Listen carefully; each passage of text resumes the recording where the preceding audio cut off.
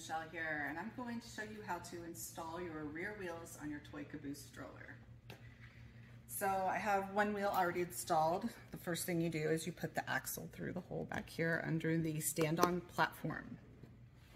Once you have your axle in, you're going to start with the washer. It goes on first. Then your wheel with the spokes coming out, going in towards the frame.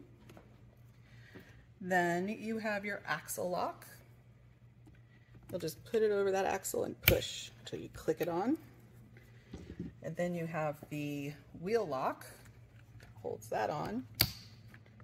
Push until it snaps. Give it a little spin, seems good. Then you can put on the wheel cap. There's 4 little prongs and 4 little holes. Just kind of line them up and turn it until they pop in.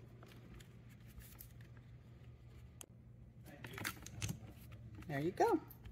And that is how you install the wheels, the rear wheels on your Toy Caboose.